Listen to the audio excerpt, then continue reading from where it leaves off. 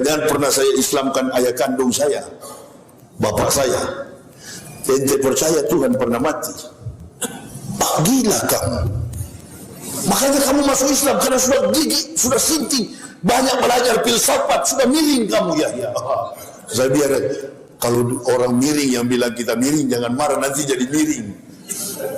Kalau kafir yang bilang kita orang Islam gila, gak usah marah, karena yang mengatakan kita gila adalah orang-orang gila, nanti jadi gila. Jadi saya tanya sama ayah saya, kamu percaya bahwa Tuhan tidak mati? Oh, saya percaya Tuhan tidak pernah mati. Nah, sekarang saya mau tanya Bapak, apakah Bapak percaya tuh Yesus itu adalah Tuhan? Saya percaya. Berapa persen? 1000% saya percaya Yesus adalah Tuhan saya. Ini ayah kandung saya, pensiunan Angkatan Darat, Reinhard Waloni.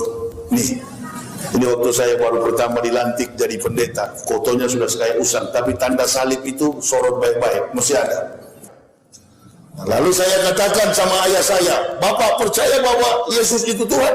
Saya percaya. Berapa persen? 1000%. Sekarang saya tanya, apakah Yesus pernah mati?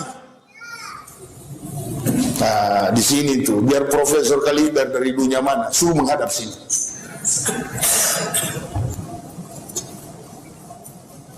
Apakah Yesus pernah mati?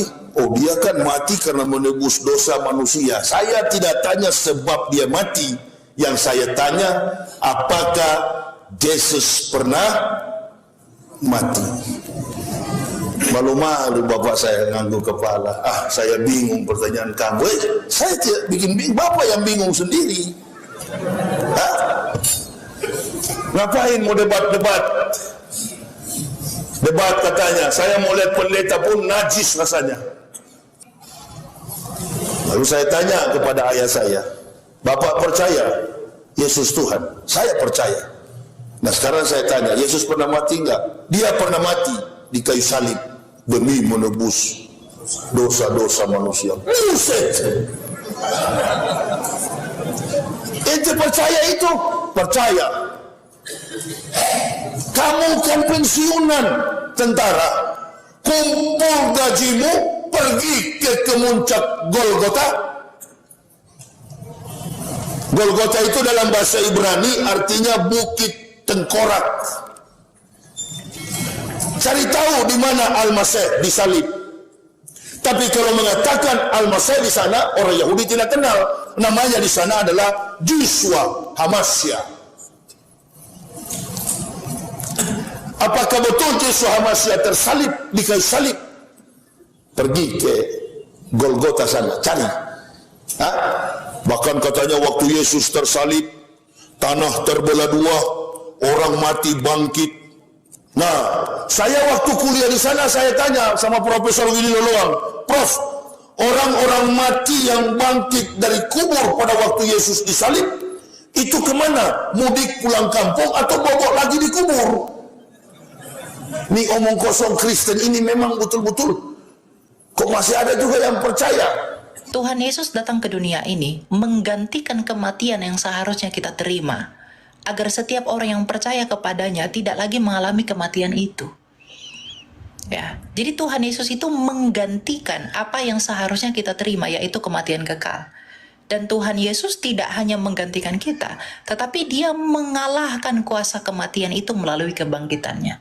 Maka orang yang percaya kepada dia akan turut dibangkitkan sama seperti dia yang telah bangkit dan menang melawan kuasa kematian itu. Jadi kenapa sih Yesus harus mati?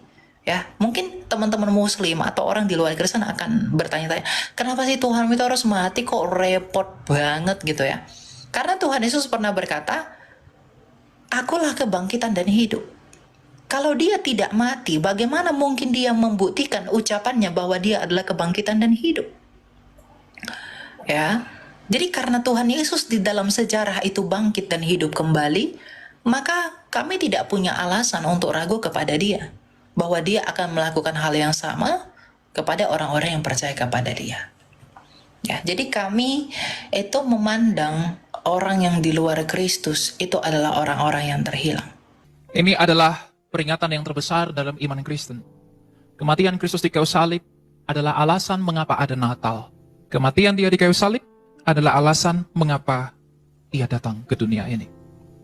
Kita akan belajar firman Tuhan sebagaimana yang dinubuatkan oleh Nabi Yesaya dalam Yesaya 53 ayat yang kelima. Perikop dari pasal ini adalah tentang hamba Tuhan yang menderita.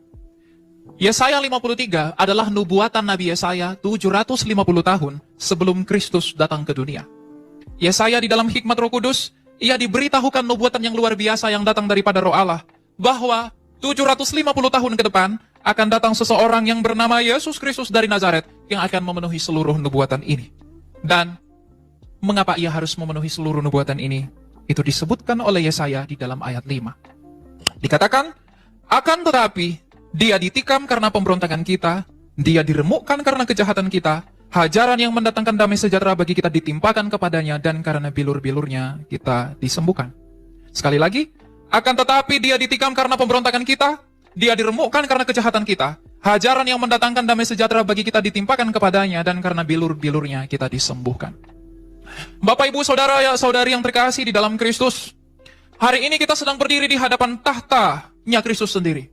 Kalau Kristus sendiri mengakui bahwa ia adalah Raja penguasa alam semesta, sebagaimana ia yang memaksudkan kepada rasul-rasulnya, maka ia bukanlah Raja yang ketika datang ke dunia ini bertahta di atas tahta, sebagaimana para kaisar Romawi dan raja-raja Yunani telah berdiri.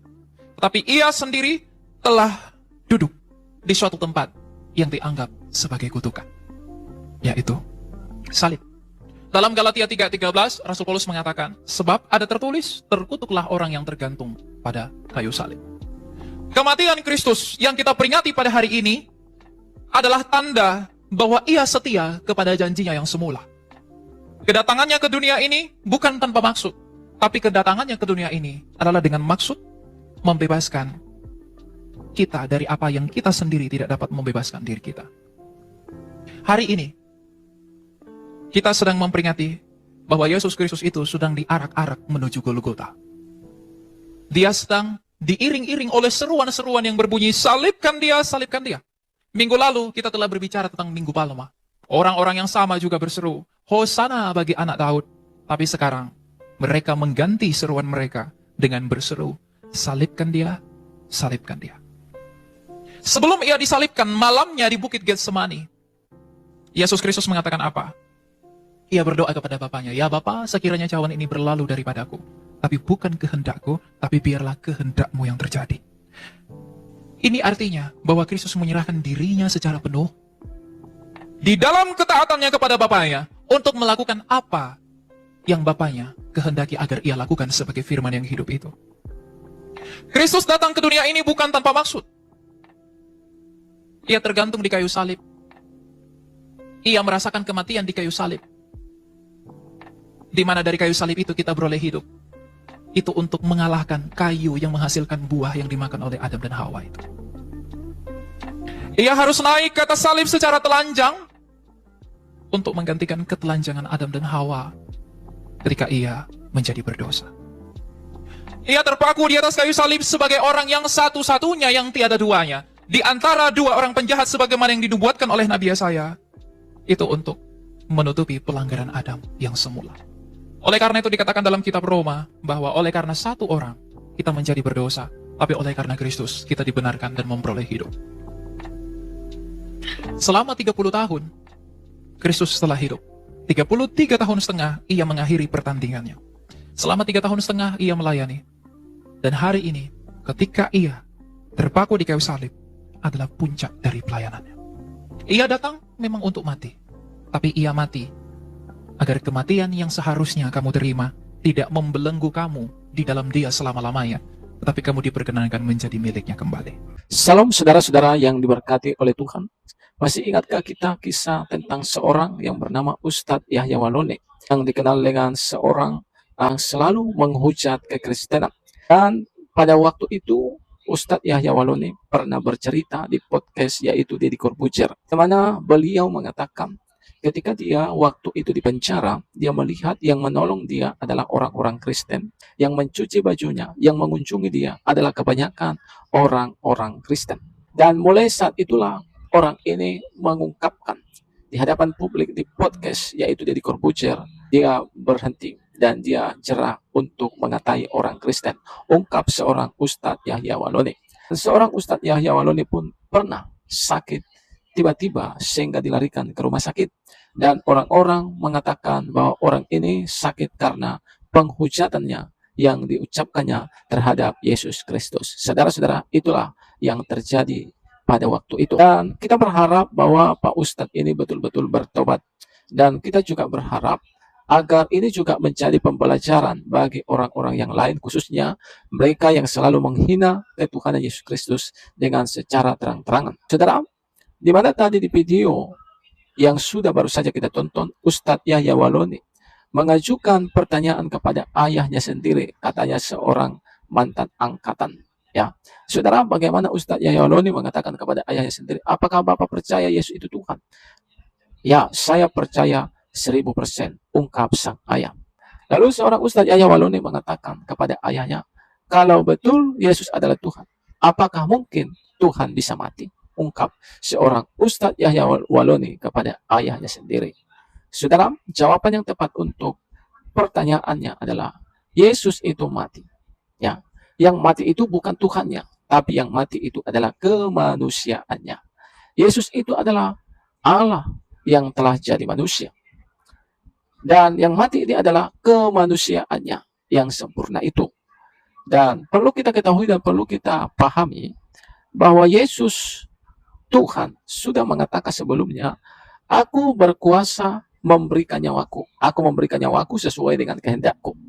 Dan Yesus juga berkata, dan aku juga berkuasa mengambil nyawaku kembali, kata Yesus. Nah, lalu yang menjadi pertanyaan sebaliknya begini. Lalu bagaimanakah orang-orang Kristen akan percaya kepada apa yang disampaikan Yesus? Yang mengatakan bahwa anak manusia akan mati disalibkan, dan pada hari yang ketiga dia akan bangkit. Saudara, apa yang disampaikan Yesus, disampaikan oleh kitab para nabi harus digenapi. Yesus memang harus mati di kayu salib untuk menyelamatkan umat manusia yang berdosa, agar mereka yang percaya kepada Yesus tidak binasa, melainkan beroleh kehidupan yang kekal. Tapi tidak cukup hanya di kematiannya, tapi terbukti pada hari yang ketiga dia bangkit sesuai dengan yang difirmankan Yesus sebelumnya. Nah, inilah yang menjadi alasan bagi orang-orang Kristen untuk mengikut Yesus. Dia yang mati menebus dosa umat manusia, agar yang percaya tidak binasa, melainkan beroleh kehidupan yang kekal. Karena Yesus bangkit pada hari yang ketiga. Dia tidak tetap ada dalam kubur, tapi dia bangkit untuk membenarkan saudara dan saya yang percaya di hadapan Allah. Agar saudara dan saya yang percaya tidak berada di bawah penghukuman, tapi berada di bawah kasih karunia oleh Yesus Kristus Tuhan kita. Ya, jadi perlu kita pahami akan hal ini. Dan di ayat sebelumnya Yesus juga mengatakan, ya, bahwa ketika Yesus ini datang sekelompok orang untuk menangkap dia, Yesus ini mengatakan kepada Petrus, Petrus, sarungkan pedangmu, katanya. Tidakkah kalian tahu bahwa kalau aku mau, ya, aku bisa saja memanggil 12 pasukan dari surga untuk menyelamatkan saya. Tapi masalahnya Yesus tidak mau. Ya, Yesus tidak mau. Karena memang harus digenapi apa yang tertulis. Itu sebabnya dikatakan dalam Roma 10 ayat 9-10.